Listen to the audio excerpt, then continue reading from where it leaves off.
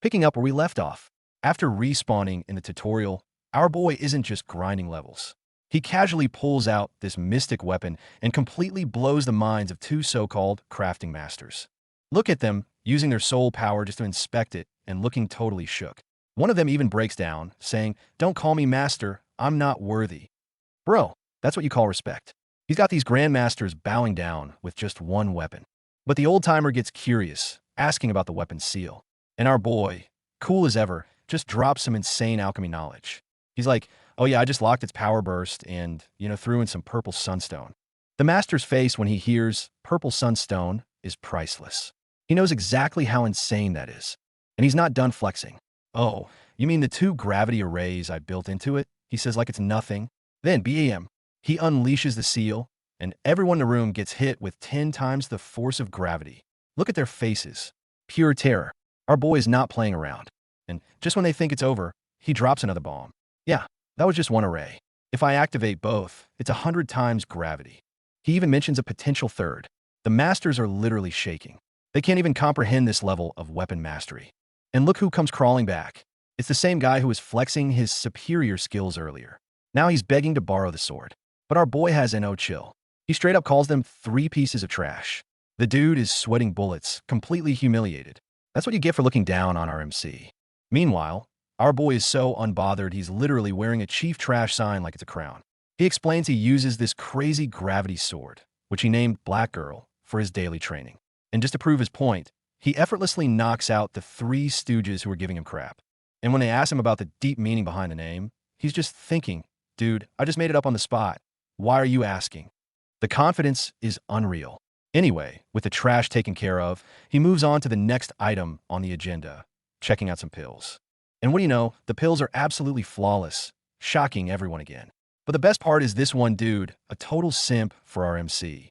He's screaming about how happy he is to be his servant, and the universe literally gives him an achievement for being a proud slave. The fangirling is off the charts. And here's the kicker. In his past life, our boy was a 9th rank alchemist grandmaster, the top of the top. So for him, answering these guys' questions is literally like a college professor teaching kindergarten. Of course, they end up kneeling and calling him master. The man's a living legend. After schooling the alchemists, our boy makes a cool exit. The masters are left speechless, calling him unfathomable. One of them even says that Yin Xiao reminds him of the legendary Lord Yangdi. The plot thickens, but they quickly realize, no, he can't be Yangdi's disciple, because the vibe our boy gives off is even more intense than the legend himself. While they're busy having their minds blown, let's cut to this girl just popping in like, "Phew, I'm back." And who's waiting for her? None other than our boy, looking dead serious. He's not here for pleasantries. He's looking for a kid named Meng Bai. Turns out, the poor kid had to go work in the mines to support the family. Just then, the kid runs in, all proud of the ear he dug up. And what does RMC do? Bam! He decks him without a single word of warning and screams, "Kneel." Whoa, talk about a mood swing. What is going on? Looks like our boy is furious that the kid is wasting his talent mining instead of training. Is this just punishment? Or is there a deeper lesson here? Guess we'll find out next time. All right, things escalated quickly. 1 minute they're fine. The next our boy is dishing out some serious tough love. His new apprentice, Meng Bai, is coughing up blood while his sister watches in horror. But the kid's got guts, talking back even after getting slapped. He's yelling that what his master teaches is useless and that he needs to earn money for his family. A noble cause, sure, but you're talking back to the protagonist, dude. His sister is begging him to apologize, but Meng Bai is on a roll, calling his master an ungrateful punk. That was the last straw. Our MC's eyes go cold, and with a flick of his finger, he cripples the kid's leg and commands him to kneel. Turns out, the kid's been getting bullied by older kids because of the techniques our MC taught him. He thinks the training is useless and has all this pent-up frustration. Classic teenage rebellion. Our boy is emanating pure, killing intent. The sister knows if she doesn't do something, her brother is dead meat. She screams at him for being a fool and tells him to apologize to his master, or she'll disown him. Right on cue, the next-door neighbor shows up. And this guy looks tough, a 5-star warrior. He immediately starts questioning our MC, and the situation just got a whole lot more complicated. Meng Bai, seeing a powerful ally, immediately starts playing the victim, claiming our boy forced him to be his disciple. The uncle flies off the handle, calling our MC arrogant. "A little punk like you trying to be a master?" The uncle is totally eating it up and offers to take Meng Bai as his own disciple. promising a future of fame and fortune. But just as they're celebrating, our MC drops a chilling line. But first, let me get rid of this unwelcome master. The uncle is ready to throw down, but our boy just enters ultimate flex mode. He's like, I'll just stand here. I won't move, won't dodge, won't even use my energy. If you can so much as touch a hair on my head, I'll kneel and lick your shoes. That level of arrogance pushes the warrior over the edge, and he unleashes his clenched fist technique. And the result? Our boy releases some mysterious power that not only nullifies the attack, but sends the uncle flying back, spitting blood. It wasn't even a contest. Now it's our MC's turn. He calmly walks over and tells the uncle to honor his promise and come lick my shoes. The kid is in tears, begging the uncle to stand up. The humiliation is just brutal. In the end, our boy just blasts him away, coldly stating, "Humph, you're not even worthy of licking my shoes." Taking out a 5-star warrior with a single palm strike. Is this the power of plot armor? It's terrifying.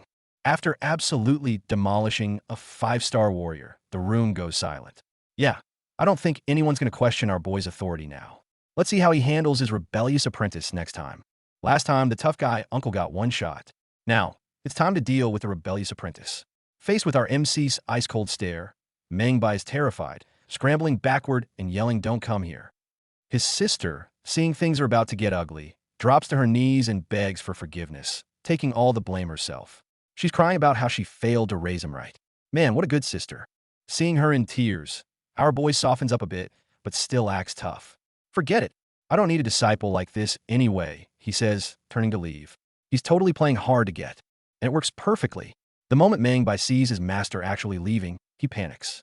He scrambles over, grabs onto our boy's leg, and begs him not to go, pleading to be taught martial arts. Talk about a complete 180. Even though he apologized, our boy still gives him a kick, saying, "I don't have a good-for-nothing disciple like you."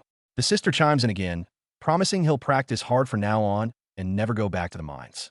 Finally, our MC gives him an ultimatum: open 7 meridians and become an Origin Realm warrior in 5 days. If he fails, he's not just out, he's dead. But instead of fear, this lights a fire under Mengbai. He swears he'll do it. 5 days later, our boy isn't just waiting around. He finds a random hotel, activates his 10 times gravity field, and starts meditating. This is how a true master trains. No frills, just pure power. Meanwhile, the whole city is buzzing because 2 famous alchemists went into seclusion.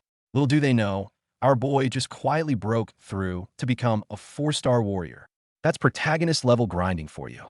Back to Mengbai, who is pushing himself to the absolute limit. He's ignoring the poison in his body, forcing his breakthrough. Look at him, turning green as the poison spreads. This kid is literally risking his life to train, and his insane effort pays off. He actually breaks through and becomes a 1-star warrior in 5 days. Just as he's celebrating, his sister arrives with their master. Our boy takes one look at all that poison and casually remarks that Mengbai has produced another great tonic for him. It turns out Mengbai has a super rare heaven-earth venomous body, meaning the poison is actually the source of his power. Our MC starts absorbing the poison to help him, explaining how OP his constitution is. He gets a disciple and a personal power-up factory. Talk about a win-win. Our boy tells him that once he masters this power, he'll be absolutely invincible among warriors of the same rank. The kid is blown away. He's not just a disciple, he's getting his own cheat code. Mengbai suddenly realizes that his master absorbing the poison was actually helping him, not just taking advantage of him. Our boy then gives him some detox pills for emergencies. He's a tough master, but he definitely looks out for his own. Seeing her brother's potential, the sister tries to help our MC too, offering him an origin-impacting pill. But our boy just laughs. The cheapest version of that pill costs 1,000 gold, while the stuff he refines is worth billions. They're not even in the same league. Just then, the uncle from next door pops in again. Seeing Mengbai's breakthrough, he calls him a little monster. Then he looks at our MC with pure awe and calls him an even bigger monster. The change in attitude is hilarious. The uncle tries to get friendly, telling our boy to call him Uncle Lee. But our MC's response is ice cold. No one has ever dared to call himself uncle in front of me. Do you want to die? The poor guy instantly starts sweating bullets. Looks like our boy's past identity was some serious top-tier royalty. This chapter was packed with flexing and plot twists. Can't wait to see what happens next. With his new apprentice sorted, our boy starts making his next move. He tasks the neighbor uncle with infiltrating the Lee family's mining team to find Xiang Stone, offering a massive salary of 500 gold a month. The girl next to him is absolutely floored. With his plans in motion, our MC decides to take the two kids to a palace feast. But first, a shopping trip for some new outfits. Look how happy the sister is in her new dress. It's adorable, but it seems our boy isn't a fan of crowds. He makes up an excuse and dips, telling them to meet him at the palace gate later. Then he just chills on the street, enjoying some skewers by himself. The contrast is hilarious.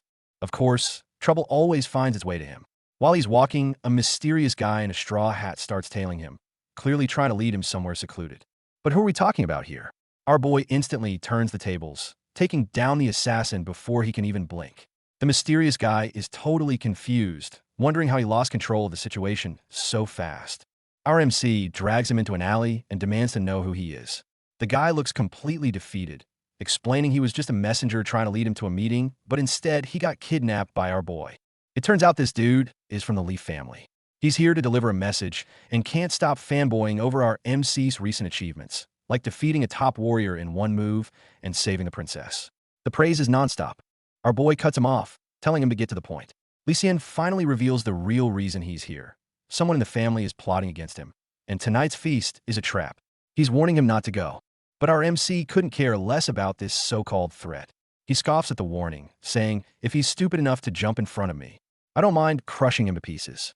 The sheer confidence is off the charts. Lee quickly explains that this guy has the backing of the king himself. But our boy is already 10 steps ahead. He figured out it was just a political play by the royal family to keep his own family's power in check. He breaks down the entire political landscape in a few sentences, leaving Lee completely stunned. To a martial emperor who's lived for centuries, these royal schemes are just child's play. And he ends with the ultimate power move.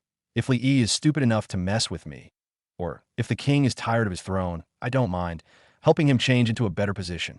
That's not a threat. That's a declaration. Tonight's feast is going to be epic. It looks like a bloody palace struggle is inevitable. How will our boy handle it? Find out in the next episode. Night falls, and the palace feast begins. All the important dukes, ministers, and rising stars are gathered. You just know this is going to be an eventful night. As soon as our boy arrives, he runs into some arrogant young masters. They start mocking him, but when one of them touches him, his own hand swells up like a balloon. Hilarious. These clowns then try to humiliate his disciples, claiming the origin-impacting pills they have are fakes. Little do they know, those pills were refined by the Grandmaster Zhang Qingfan himself. Just then, Meng Bai and Meng Wu arrive in their new clothes. The young master's jaws drop when they see Meng Wu, and they immediately start teasing our MC, assuming he's been off messing around with a pretty girl. They even mistake Meng Bai for our boy's brother-in-law, thinking he only took him as a disciple to get close to his sister. Their logic is so twisted, it actually pisses Meng Bai off enough to want to fight them. Ignoring the clowns, our MC leads his disciples toward the main banquet hall. Only the most powerful figures in the entire kingdom can enter this place. The real storm is about to begin. The moment he steps in, all eyes are on him. And sitting at the head table is the main antagonist of this arc, the acting head of the Leaf family, Lee Yi. All the major players in the room are sizing him up. They've all heard the rumors about this former loser and are dying to see if he's the real deal. Even the two princes are watching him closely. It's clear that tonight, our boy is the center of attention. Everyone is waiting to see how he'll handle Li Yi's inevitable challenge. And right on schedule, Li Yi makes his move, trying to assert dominance by telling our MC where to sit. But our boy doesn't take the bait. Instead, he tells a joke that completely throws Li Yi off and makes him look like a fool. The joke gets the whole hall laughing.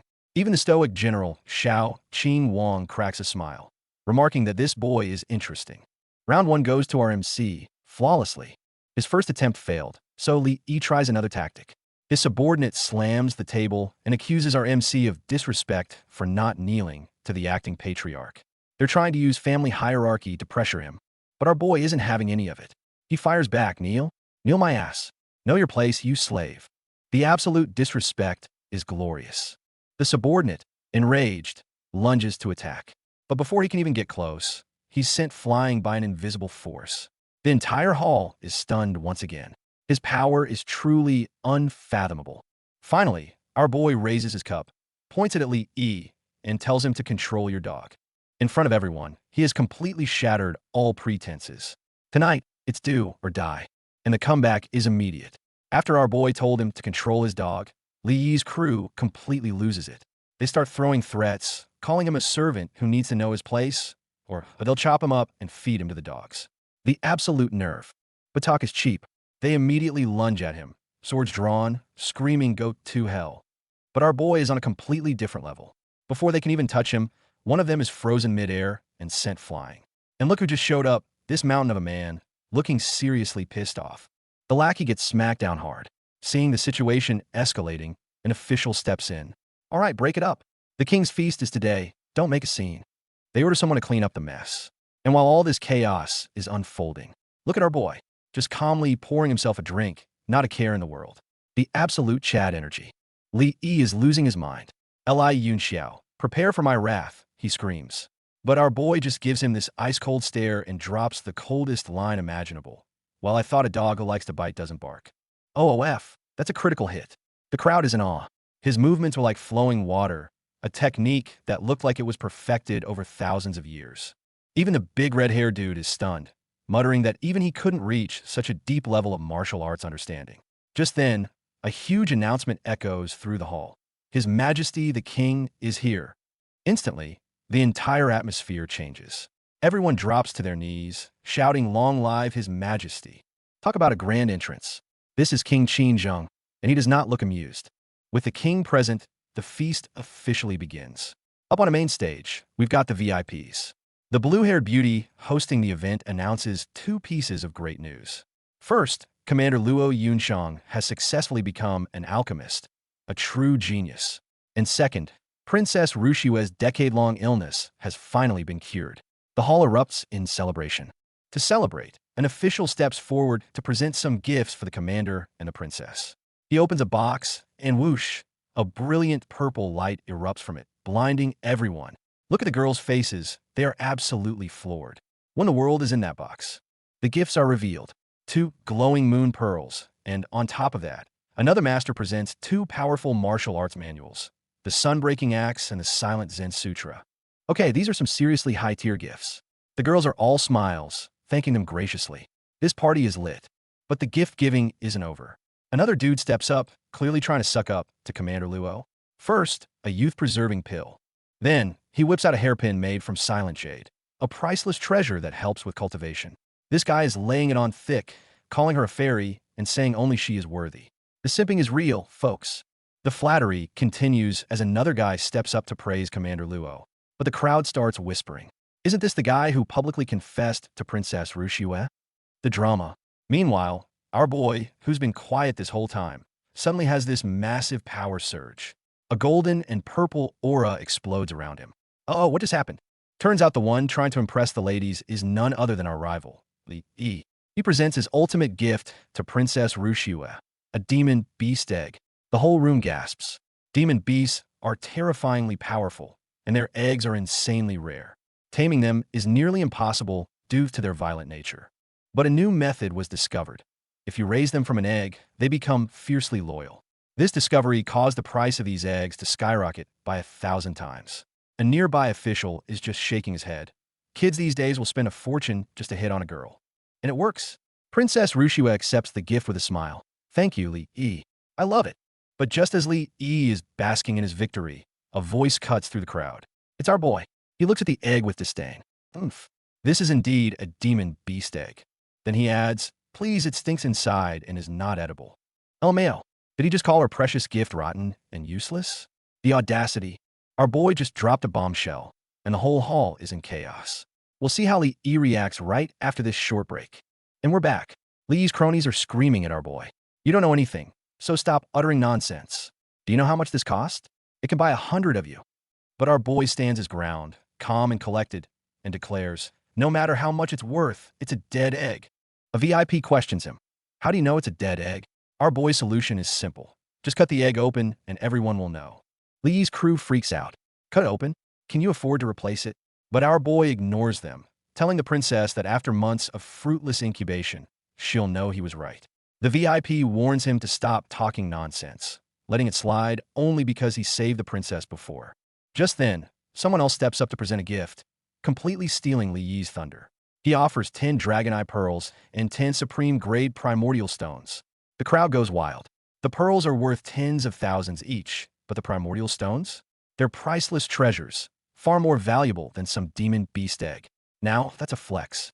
The gift giver is none other than Prince Qin, and his inner monologue reveals his true motive. He's after Luo Yunshang. She's not just a military commander and a martial lord, but also a genius alchemist. Winning her over means securing military power and support for his claim to the throne. He's going all in, thinking, let's see if you're still not impressed this time. Yunshang tries to refuse the expensive gift, but Qin plays his trump card. In front of all the civil and military officials, he gets down on one knee, holds up the box, and proposes. Marry me, Yunshang. Whoa, a public proposal. The ultimate pressure tactic. Look at her face. She's completely stunned. How is she going to get out of this one? Seeing her hesitation, Qin starts to break down. He's given so much. Why is he still being rejected? He yells that no one in the Tianshui state is worthy of her but him. Still getting nowhere, he finally snaps, demanding to know if there's someone else. Who is he? I'll challenge him to a duel. His question electrifies the entire hall. Who is the man that captured the heart of the state's #1 beauty?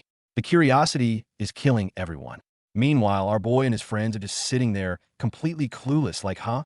What's going on? And we cut to a flashback. It's Yunshang's memory from 15 years ago at Shunxiao Temple. She was just a 5-year-old kid. Her master, who used to be kind, returned a changed person, harsh and short-tempered, often muttering a name in her sleep with gritted teeth. Little Yunshang vowed to become strong enough to avenge her master. She would later learn that the name that caused her master so much pain was Gu Feiyang. The flashback continues. Her master, Chu Hongyan, was willing to pay any price to deal with Gu Feiyang. She offered up the legendary 9-5 Supreme Pill, a long-lost 9th-grade elixir, to gather the world's top experts. Even a martial sovereign of the Nine Heavens realm showed up. A massive conspiracy against Gu Feiyang was brewing. Faced with such a priceless pill, even a martial sovereign couldn't resist.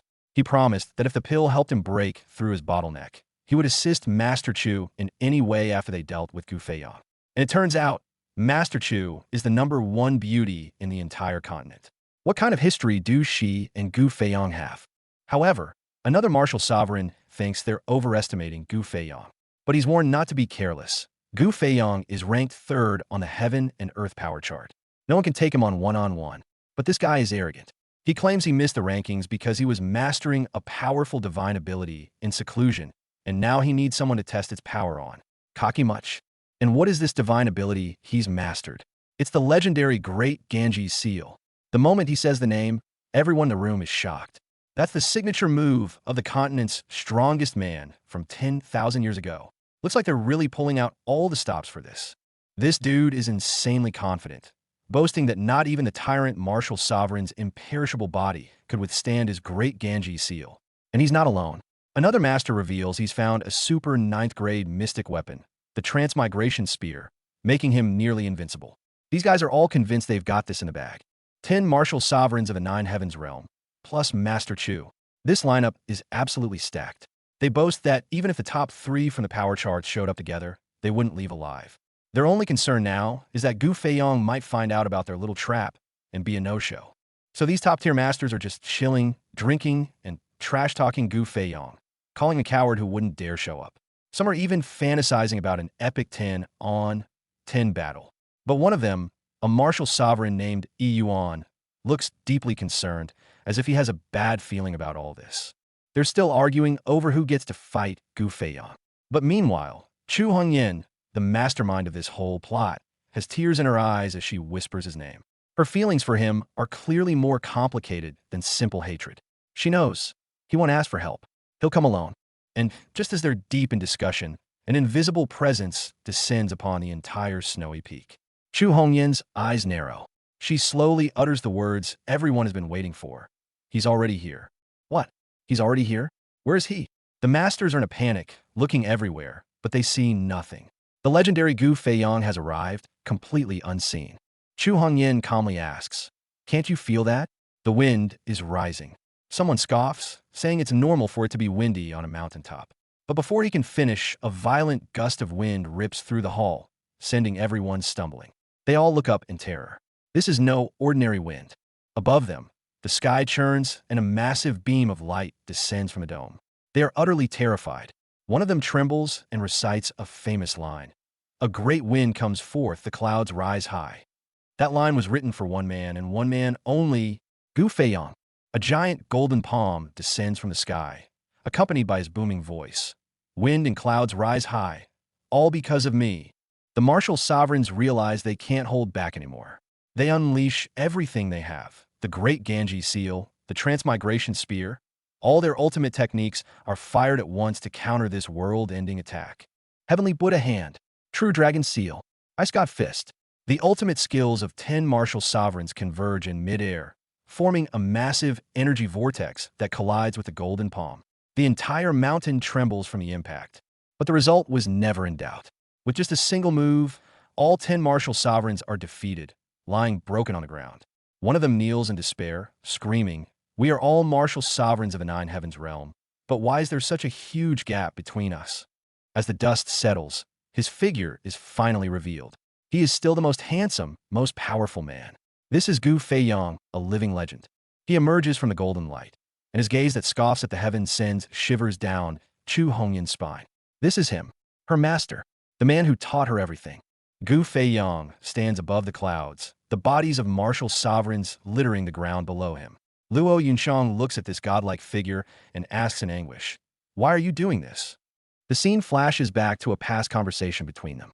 She once danced for him, asking who the beauty dance is for. His cold reply was, "You'll lose if you take it seriously." And now, she says with a bitter heart, "I've already lost." Back in the present, Chu Hongyan screams with hatred, "Gu Feiyang, either you or I will die today." But he just scoffs at her, saying that even with these 10 worms, she's no match for him. It turns out, he knew all along they were just cannon fodder to drain his energy. The real trap was yet to be sprung. And just like that, 5 figures appear from the shadows, activating a hidden formation. Beams of purple energy erupt from the ground, bombarding the entire mountain peak. This is the Purple Stars Formation, Shunxiao Temple's mountain protection array that hasn't been used for tens of thousands of years. Gu Feiyang is hit and sent plummeting from the sky. So this was Chu Hongyan's real trump card. Wielding the purple cloud sword, Chu Hongyan descends from the sky, her eyes filled with deadly resolve. She intends to use this ancient formation and her sword to kill her own master. Today, this unfilial disciple will slay Gu Feiyang on this peak. The ultimate betrayal leads to the ultimate showdown. All right, let's take a quick breather. The master versus disciple deathmatch is about to go down. Can Gu Feiyang survive this deadly trap? Find out in the next episode. And we're back. Facing his disciple's betrayal and the ancient killer formation, Gu Feiyang's response is epic. On this snowfall peak and under the purple stars, I am the god here. He's going to shatter these stars with a single slash of his sword. He slowly draws his sword, whispering, "Turn to shine, old friend." He may be facing the power of millions of stars, but he will destroy them all with a single slash. That's the confidence of a true legend. Star slash sword reigns supreme over the world. 2 world-destroying powers collide in the sky, and for a moment, it feels like time itself has stopped. A young pink-haired girl, hiding behind a door, witnesses the entire battle. She's scared out of her mind. The man who wielded that heaven-splitting sword will forever be etched into her memory. The flashback ends. We're back with Luo Yunshang on the snowy peak, lost in thought. After that great battle, she awoke to find her master in seclusion and her sisters gone. Soon after, she heard the news that shook the continent. Gu Feiyang had fallen. She couldn't believe it. How could the man with the eyes of a god possibly die? Seeking answers, she came to Jialan Academy in the Tianshui state. At the academy, she noticed a young man named Li Yinxiao. His demeanor was identical to the statue of Gu Feiyang she remembered, but she quickly dismissed the thought. Too bad you're not him. Hearing this, our boy, Li Yunxiao, freezes on the spot. Prince Qin Yang is going insane with jealousy, demanding to know who this man is that she's so devoted to. With a determined look in her eyes, Yunshang finally says his name and begins to list his legendary deeds. This is a man who refined a holy weapon, overturned a city for a beauty, slaughtered his way across the sea for a friend, and eventually became ranked 3rd in the entire world, the War Emperor. On the snowy peak, he defeated 10 martial sovereigns with a single move. This is Gu Feiyang, a true legend. After recounting his story, Yunshang looks forward with deep affection and makes a declaration to the world. I, Luo Yunshang, will marry no one but him. Prince Qin Yang is crushed because he knows that name has been gone for 15 years. With that, Yunxiang says she's tired and prepares to leave the feast. The entire hall falls silent, all eyes on her. And in the corner, our boy clenches his fist, a storm of emotions swirling in his eyes. All right, that's it for today. If you enjoyed the recap, make sure to like, subscribe, and join our Discord for the latest updates. See you next time. Last time, Luo Yunxiang confessed her love for the legendary Gu Feiyong, who fell 15 years ago. This sent shockwaves through our boy, now living as Li Yunxiao. He's clutching his head in pain.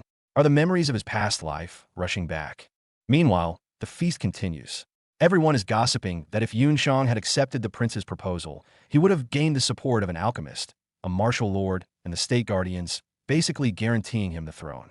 Just then, another person steps up to present a gift. The drama never stops. Back with our crew, his friends are completely oblivious and start gossiping about the legend, Gu Feiyong. The lowly companion complains that his statue looks stern but not handsome, and calls him an idiot for rejecting the world's most beautiful woman. Our boy, who is literally Gu Feiyong, almost chokes on his food hearing this. The irony is hilarious. It gets worse. Other people join in, calling Gu Feiyong a fool or gay, and saying he doesn't deserve respect.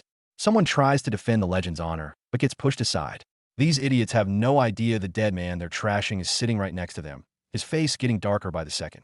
Just then, Princess Rushue puts our boy on the spot, asking what gift he brought for her.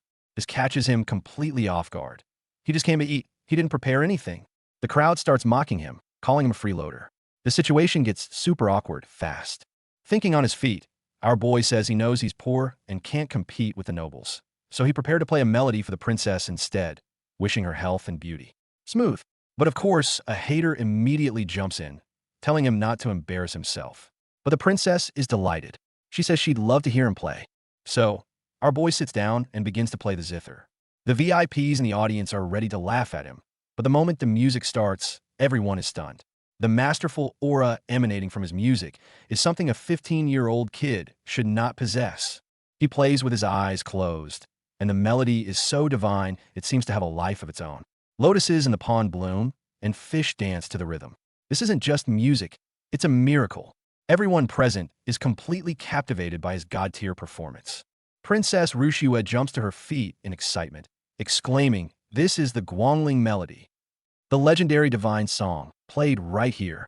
And look at his eyes, one gray, one blue. Heterochromia. This boy is definitely no ordinary person.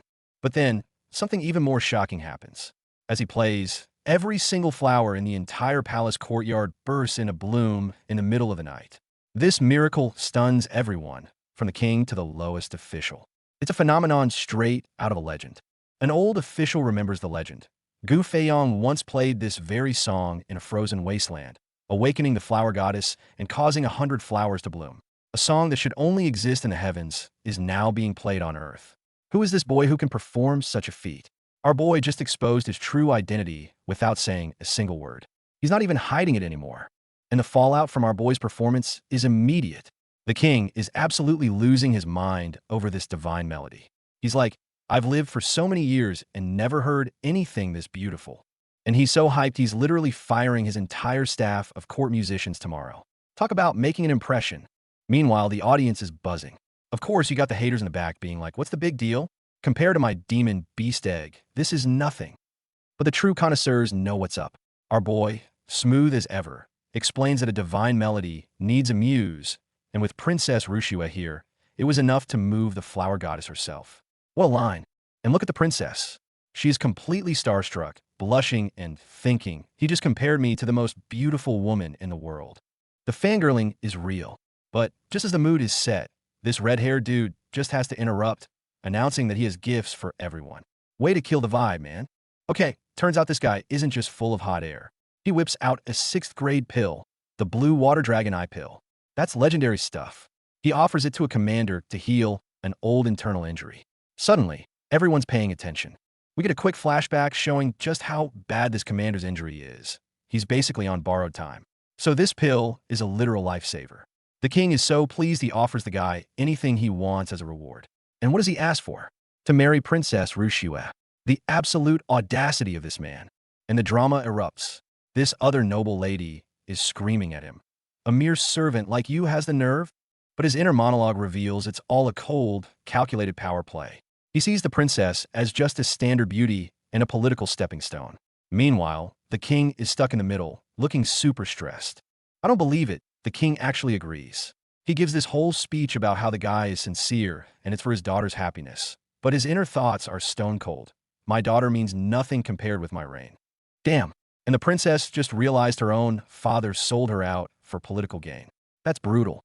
Driven to the brink, the princess remembers the other gift this creep gave her, that so-called demon beast egg. She's thinking, you want what you gave me? Fine, you can have it. She's channeling all her anger into this thing. She's about to make a scene. And, bam, the egg cracks open and releases a massive cloud of green, noxious gas. LOL. It was a rotten egg all along. Look at the dude's face. He's just standing there in the middle of a toxic fart cloud, utterly humiliated in front of the entire court. The princess immediately seizes the opportunity, crying, see? He deceived me. The guy is scrambling, trying to play the victim card. I was cheated by the seller.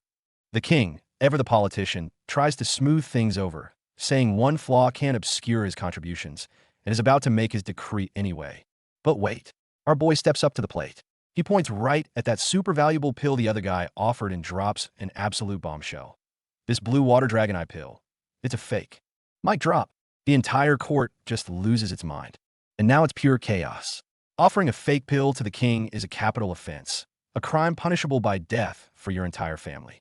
The guy who offered it flips out, you're slandering me, while his sister screams for our boy's head, Father, execute him. Execute him now. But our boy is cool as a cucumber. He calmly explains the mechanism. The pill itself isn't poisonous, but becomes a fatal toxin the moment it comes into contact with blood. He proposes a simple, if brutal, experiment to prove it. Let's test it on a dog. He even raises the stakes. If the dog doesn't die within 10 breaths, it proves I'm wrong. The king is royally pissed that someone is playing him for a fool and immediately agrees. Someone go get a dog here. The opposing faction is fuming. They're being backed into a corner. And on that massive cliffhanger, the chapter ends. They're really about to test this on a poor, innocent dog. You just know things are about to get crazy. What's going to happen next? All right, new chapter, and the experiment is on. The jerk who offered the pill is already being a tool, yelling at some poor servant named Old 8 to bring his dog blood. But someone else fires back. Why not use your own blood? Shots fired. Turns out, the servant they're summoning is just a little kid with a number, 8527. That's just brutal. Our boy then uses this to mess with the other servant, calling the kid his predecessor. Meanwhile, the old geezers watching from the sidelines are just eating up the drama, remarking how the Leaf family is finally descending into chaos. They actually force this kid, Meng Bai, to give up his blood. And the villain, Li Yi, has a sinister plan. He's going to use the kid's blood on the pill, which will become toxic, proving that offering it is a poisonous act. This way, he can frame our boy and get out of this mess. This dude is ruthless. And here's the crazy part. A quick narration tells us this kid, Meng Bai, possesses the heaven-earth venomous body. His blood is literally the source of all poisons. Back in the present, they're about to feed the pill, now laced with this super poison, to the dog. This poor pup doesn't stand a chance. The dog chomps down on the pill, and nothing happens. It's totally fine. The crowd is baffled. The princess is panicking, thinking our boy's plan failed, and now she might have to agree to marry Li Yi just to save his life. The despair is real. The villain is gloating, screaming, little bastard, I'll see how you die today. But look at our boy. He's just standing there, cool and collected, with a little smirk. He knows something they don't. And then, the villain sees something strange reflected in his eyes. A colorful beast? Wham! A colorful, very dead dog falls out of nowhere and flattens the villain. Our boy plays dumb. Where did you get this colorful dead dog? He pulled a switcheroo. The villain, pinned under a dog corpse, is losing his mind, screaming, it's you. You must have hidden the healthy dog. And just like that, the tables have completely turned. Now Li Yi is the one who offered a poisonous pill. The king is furious and orders him and the alchemist to be dragged to jail. The king's inner monologue is pure frustration, though. He's pissed that the puppet he cultivated to restrain the Leaf family made such a dumb mistake. The court is baying for blood, demanding an execution. The king pulls a classic move. Oh no, my old internal injury is acting up. I must leave, and just bounces. One escape artist. He even tells Commander Xiao Hill send over 100 nourishing pills right away. Smooth. Then, someone remembers, wait, Yin Xiao knows how to use gold needles. He cured the princess's terminated meridians. Maybe just maybe, he can cure the commander's incurable injury too. The commander is skeptical, but is like, fine, whatever, check it out. Our boy just touches his wrist, and boom, divine sense activated. And our boy just starts rattling off every single one of the commander's secret symptoms with insane accuracy. Feeling ants crawling in your arm? A cold sensation in your acupoints? Your dantian is unstable. The commander is just blown away, screaming yes. Yes. How do you know? Our boy, cool as a cucumber, just goes, all right, I know your condition now. The commander is all hyped up. So you have a solution? And our boy just starts casually munching on a chicken leg. He's totally trolling him. A solution? Nah, how could a kid like me have one? I was just asking randomly. The absolute disrespect, I love it. The room goes dead silent. The commander is fuming at the disrespect. And then our boy doubles down. You could just call me Little Yin. The entire audience gasps, making a royal commander call him by a nickname. This kid is either insane or has a massive death wish. The commander finally snaps, unleashing his killer aura. Do you know who you're talking to, kiddo? But our boy is unfazed. A flame ignites in his hand as he retorts. No one has ever dared to call himself a young master in front of me. The commander's aura forms a massive demon behind him. But our boy just meets his glare, his own power flaring up. It's a showdown. And that's where the chapter cuts off, with a massive power clash about to go down. Who's gonna back down first? The tension is insane. After that intense stare down, the commander unleashes his power, with a heavy pat on the shoulder that nearly dislocates it. He starts laughing, as expected of a Chunyang's heir. Talk about an anticlimax. This guy is playing mind games. He just keeps switching up. 1 second he's threatening. The next he's all buddy-buddy, declaring, all right, I'll call you young Master Yin from now on. The crowd is baffled. Then he leans in, all serious again. Young Master Yin, can my injuries be cured? This guy has zero chill. Our boy's power move completely flipped the script. The former laughingstock of the Leaf family now has Commander Shout eating out of the palm of his hand. Everyone who ever looked down on him is now in complete awe. Look at them, all bowing down. The respect is finally real. With the commander handled, our boy turns to the princess and drops a smooth thank you. She's confused, but then he follows up with, anything for you? Look at her reaction. She is obsessed. Meanwhile, his bros are fanboying hard. Young Master Yin, you even convinced Xiao Qingwang. You're amazing, and peppering him with questions. When his friends ask how he knew the pill was poisonous, our boy drops another bomb. It was a real blue water dragonite pill. It wasn't poisonous. Everyone just freezes. What? Realizing it's not a good place to talk, he leads them out of the palace, where he finally reveals the secret about Meng Bai's heaven-earth venomous body. Just as they leave the palace grounds, they get stopped. A mysterious figure with a whole squad of guards appears, saying his master wishes to have a chat with young Master Yin. See? Our boy is the talk of the town now. Everyone wants a piece of him. Our boy tries to brush them off, saying it's late and he's tired. But then the man himself appears from shadows.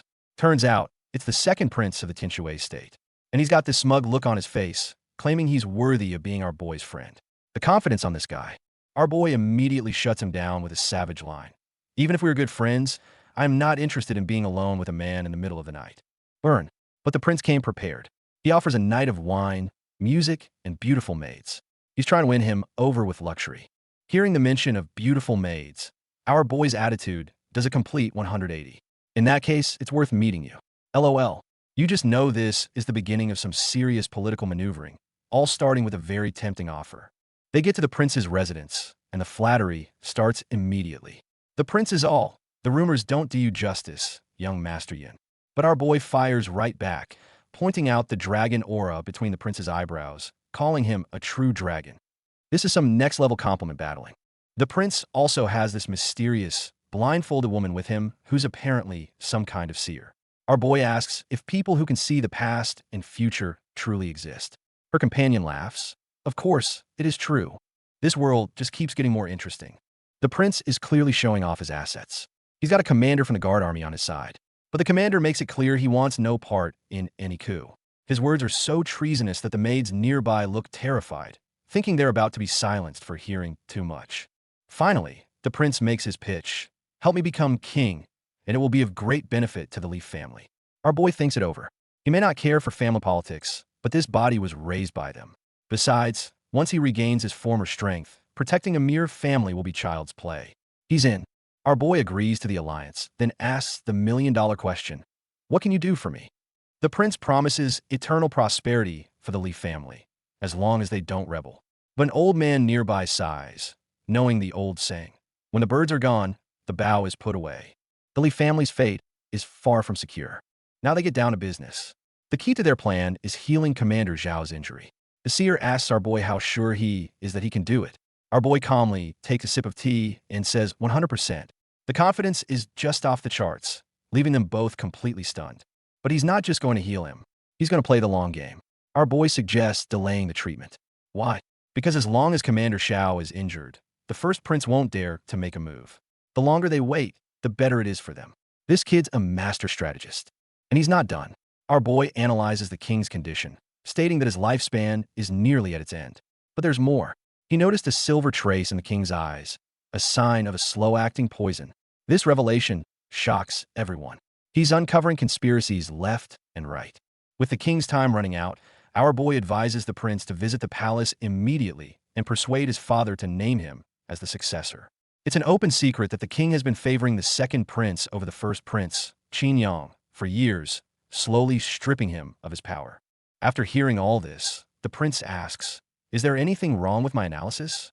Our boy seems to think he's missing a crucial piece of the puzzle, something about what their father, the king, truly desires. The prince finally confesses his true feelings. He never wanted to fight for the throne. He's being forced into it by his father. "If I don't fight now, I will die." This shocks our boy. Who is this prince trying to protect that would put him in such a desperate situation? And the chapter ends with the usual invitation to join the community. A lot of heavy political drama in this one, setting the stage for a major power struggle. Our boy breaks down the entire political situation with perfect clarity. The king is supporting the second prince simply to restrict the first prince, Qin Yang. He's pitting his own sons against each other so he can maintain power. The second prince is just another pawn in his father's game. The prince is completely convinced, calling our boy a heavenly talent and his fated benefactor. Our boy then lays out the strategy. By healing Commander Zhao Qinhuang, they'll put him in their debt. When the time comes to fight for the throne, that debt will ensure his loyalty. The struggle for the throne comes down to the loyalties of 6 key figures. And as they list them out, it becomes clear that most of them are already backing the first prince. The situation looks pretty grim for our new ally. But our boy has a devious plan. He poses a hypothetical. What if His Majesty suddenly dies, and the world learns that Qin Yang was the one who poisoned him? The prince is shocked. "Are you saying my father being alive is bad for me?" Our boy just smiles. "The outcome depends entirely on your actions." Cold-blooded. The prince is so impressed with this ruthless plan that he makes a huge promise. "Help me become king, and I will let you marry my sister, Princess Rushue."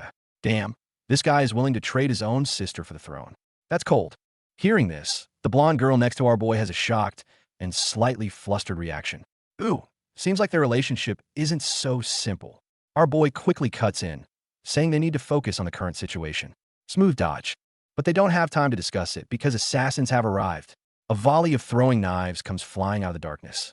The prince's guards immediately form a protective circle, yelling, "Protect His Highness." Looks like the first prince decided to make his move. Even with assassins everywhere, the prince is remarkably calm. Our boy, meanwhile, decides to troll one of the bodyguards. "Are you only going to protect His Highness and not me?" This triggers the guy, who starts screaming in frustration. Hilarious. Our boy, of course, isn't worried at all. He casually remarks that while the assassins might be troublesome, with the seer lady around, the prince can relax. He's showing off, and he knows it. This guy's got everything under control. Just as the prince shouts, "Assassins, prepare to meet your end," an even deadlier attack comes raining down from the sky. A storm of golden rings descends upon them. This is the work of a true expert. The seer quickly puts up a protection array, but the attack is just too powerful. The barrier shatters instantly under the force, and the resulting shockwave sends everyone flying. Absolute chaos. In the heat of the moment, our boy makes a choice. He kicks the prince out of the way to save the 2 pretty maids. LOL. He lands safely with a girl in each arm, and his excuse is priceless. "I only have 2 hands, so I instinctively grab the 2 beauties." What a legend. The aftermath is brutal. The street is littered with bodies and fire. The assassins finally show themselves, and it seems they recognize the identity of the mysterious seer. The tension just shot through the roof. The lead assassin reveals himself.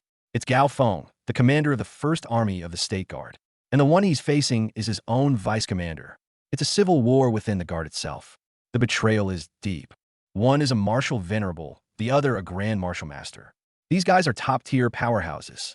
The girls watching are completely terrified, thinking, damn it, we're so unlucky. They're caught in the middle of a battle between monsters. This is not going to end well. And just like that, the internal conflict of the state guard explodes. Commander Gao Feng, a man sworn to protect the state, is openly siding with the eldest prince. His own vice commander is calling him out on this insane betrayal. But little do they know, Commander Bai might have his own agenda in this whole throne war mess. The plot thickens. The vice commander tries to talk some sense into him, reminding him of his duty and the king's wrath. But Gao Feng is completely off the rails. He's not here to talk. He literally orders his men to kill everyone. The prince, our boy, and the maids. This dude has gone full villain mode, and the battle is on. And our boy, Li Yunxiao, doesn't hesitate for a second. He jumps right into the fray, delivering a massive punch. But his opponent is no slouch, whipping out this insane weapon called the Brahma Sanskrit flag. Look at that thing. It's like a giant golden serpent. Meanwhile, the purple-haired girl is just chilling on the side, almost enjoying the show. The fangirling is real, even in the middle of a death match. The enemy commander, Gao Feng, is getting cocky, claiming the flag is unbreakable for anyone below a martial king. But his own ally just drops a massive bombshell. Yeah, unbreakable, but it's a defective prototype. It's only good for an hour. Oof, talk about awkward. Realizing their time is limited, they decide to focus their firepower on one target. And guess who? Of course, it's our boy. With a 1-hour deadline ticking down, the girls are in a panic, yelling to get help. But the enemy is relentless, mocking our boy for even thinking he could escape. It looks like it's over. But then BEM, a massive magical formation of peach blossoms appears out of nowhere, trapping our crew inside. They are completely cornered. The enemy unleashes his peach blossom sword art, a storm of petals. It looks impressive, but our boy immediately calls him out. You've got the form, he says, but you're missing the flow, the essence. The dude is stunned and completely humiliated. Enraged, he vows to show them the true peach blossom sword art. Wait, what? Is he admitting his own version is fake? And in that instant, the entire vibe shifts. Our boy recites a poem, and suddenly, he's not just a fighter. He's the peach blossom immortal himself. The aura, the grace, the sheer mastery. It's on a completely different level for what we just saw. He's showing off, and he knows it. The enemy who is just showing off? He's completely broken, staring at the ethereal display of sword art. He can only whisper, the true peach blossom sword art. And then, the breakdown. I want to cry, he wails. I've trained for over 30 years, and my sword art is dirt compared to his. Bro is having a full-blown existential crisis right now. And he's not the only one. The vice commander is having a total fanboy moment. Look at him, with stars in his eyes, whispering, it's so cool. The obsession is real. Our boy just stands there, a master amidst the storm of petals, looking absolutely legendary. The main character energy is off the charts. Our boy sees a chance and goes for the recruitment pitch. Submit to me, and I'll teach you the real deal. This sends the traitor commander, Gao Feng, into a rage, demanding his subordinate obey orders. But you can see the conflict in the vice commander's eyes. He's a soldier, yes, but he's a martial artist first. And the call of true power is hard to ignore. Life has an end. Only cultivation is eternal. That line hits him hard. The vice commander, completely mesmerized, asks, will you really teach me? Our boy just smiles. The peach blossom sword art is great, but the path of cultivation is endless. Follow me, and you will reach even greater heights. Look at that face. Pure shock and awe. He's sold. Our boy just recruited an enemy mid-battle. Seeing his vice commander switch sides, Gao Feng is furious but knows he's lost this fight. He starts making his retreat. And the new recruit? He's already on his knees, apologizing to his former commander. The loyalty shift was instantaneous. What a turnaround. Gao Feng thinks he can just dip, but he gets cornered. Realizing it's pointless to stay, he unleashes a powerful final attack to clear a path, shouting, we shall meet again, Commander Bai, before making his escape. This isn't over by a long shot. With the battle over, the guy who had a meltdown earlier is now fired up, declaring he wants to follow young Master Yun as a savior. Our boy's response? A cold not you. But the guy insists, saying he'll leave once he learns the sword art. Yunxiao's comeback is legendary. Yeah, you better piss off once you learn it. Don't come crying to me to stay. The absolute nerve. Even a martial lord is impressed by his skill. And now, it's time for our boy's philosophy lecture. He starts talking about the eternal path of martial arts. And just look at the girls. They are completely smitten, hearts popping out. Even the veteran martial artist is in awe, realizing every move Yin Xiao makes contains profound wisdom. With the immediate threat gone, the crew decides it's time to pay a little visit to an old enemy at the Li family mansion. They arrive at the Li compound and run right into Li Yi, the former slave who now runs the place. Our boy greets him with a smug smile, dripping with sarcasm.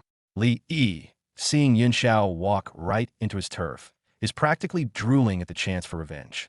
You can cut the tension with a knife. Li Yi gives the signal, and his goons descend from the rooftops, screaming for blood. But before they can even get close, they're hit by an invisible force and just explode. Utter carnage. Our boy doesn't even flinch. He just stands there, calm and collected, as bodies rain down around him. That's some next-level power. Lee starts panicking, trying to pull rank and claim that assaulting an official is a death sentence. Our boy just scoffs. You're not an official anymore. Killing you is like killing a dog. His companion backs him up, saying he'll handle things with the king. Well, looks like there's no talking their way out of this one for Li Yi. Li Yi's bodyguard makes a last stand, screaming that no one can kill him. Spoiler alert, he gets absolutely obliterated. The onlookers are stunned. A 5-star Grand Martial Master? That brat has that kind of strength. They're starting to suspect he's not just some random kid. Oh, you have no idea. Even though Li Yi's strongest goon is just a 3-star martial ancestor, their numbers are causing a bit of trouble. The crew offers to jump in, but our boy decides to end this himself. With a massive roar of unseal, he shatters the ice, sealing his power. It's about to go down. The enemy pulls out a 3rd-grade Xian weapon, thinking he's got the upper hand. Our boy is not impressed. So what? He sneers. My cultivation is 3 stars higher than yours. How can you possibly escape? He's flexing hard, and honestly, he has every right to. The power gap is just too massive. Where's your dignity? Ganging up on me like a pack of dogs, our boy yells. As he talks smack, he unleashes a wave of frost, flash freezing every single enemy around him. Look at him, laughing at their frozen forms. Absolute savage. Just when he thinks it's over, a much stronger opponent appears, effortlessly dodging his attacks and mocking him. Enraged, our boy unleashes another burst of power, but the new enemy counters with a 10-fold gravity field. Suddenly, Yin Xiao is crushed by the immense pressure, completely immobilized and in agony. Under the crushing gravity, you can see cracks literally forming on his face. The pain is so intense, he can only scream. Our boy has finally met an opponent who can push him to his absolute limit. With our boy seemingly defeated, Li Yi's face twists into a vicious snarl. He orders his men to finish him off, but he's making a classic villain mistake, underestimating the main character's ability to pull off a miracle. Just as the final blow is about to land, our boy's companion swoops in. A flash of her sword shatters Li Yi's protective talisman. She just saved his life and threw the entire enemy formation into chaos.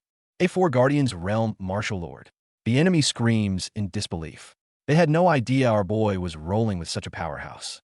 Li Yi, now injured and desperate, refuses to back down. He's obsessed with killing Yin Xiao, no matter the cost. But just as he lunges, another power erupts. Our boy breaks free from the gravity field. A massive shockwave of energy explodes from his body, sending everyone and everything flying. He's back in the game. The mysterious masked man unleashes his ultimate move, crashing flames. His fire clashes with our boy's ice, creating a cataclysmic explosion.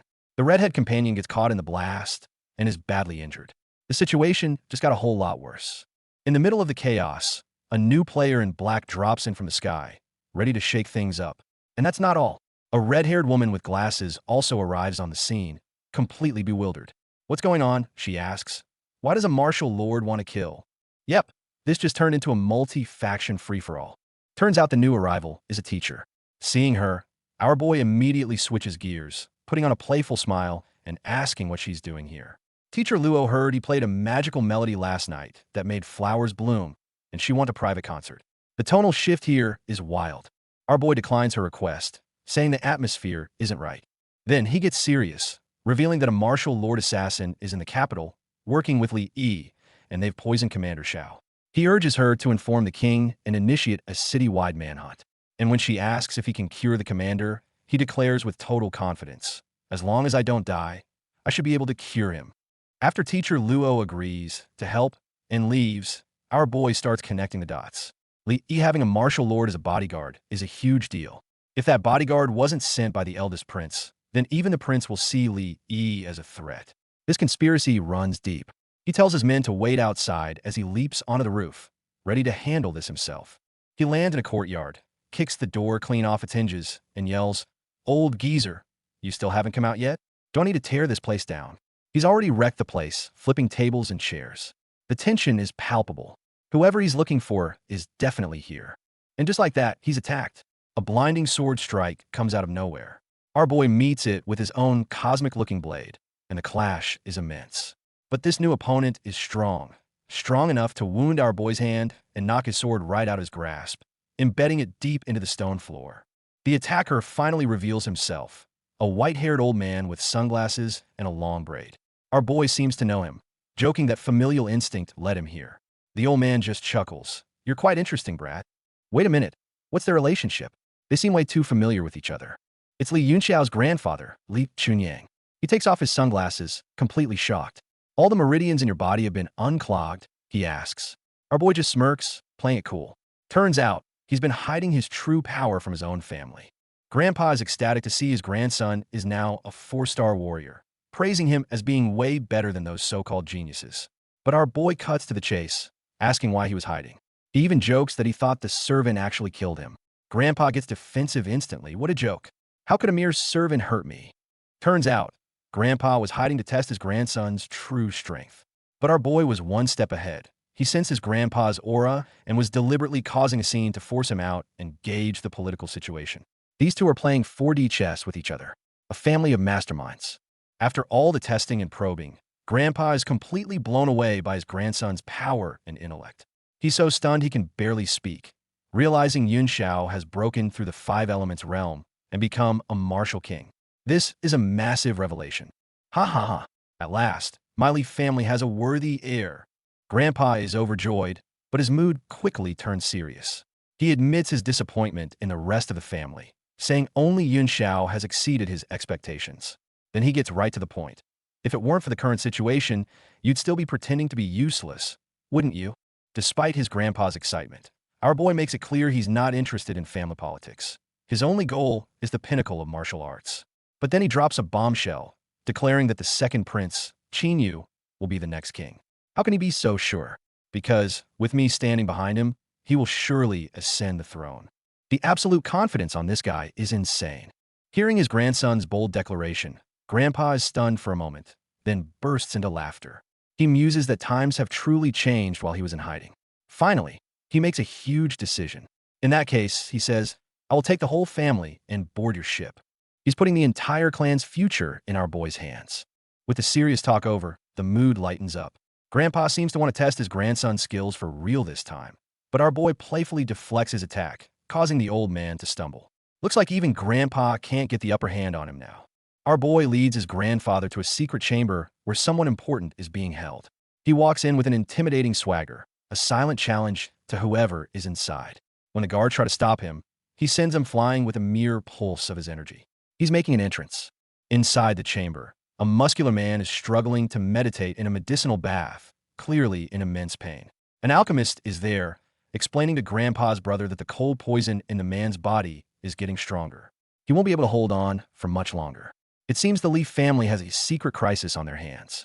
The alchemist says he's done all he can. The poison has reached the man's bone marrow, and it's a lost cause.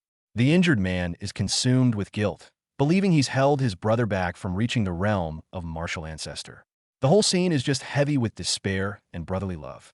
Just as all hope seems lost, our boy, who is apparently just chilling on a bed nearby, sits up and yells, "Hold on." The alchemist immediately gets on his high horse, threatening to cripple Yun Xiao for his rude attitude and mocking him for being merely a 3rd-tier alchemist. Our boy's reply is priceless. "I've seen 8th and 9th-tier alchemists. You think your little 3rd-tier rank impresses me?"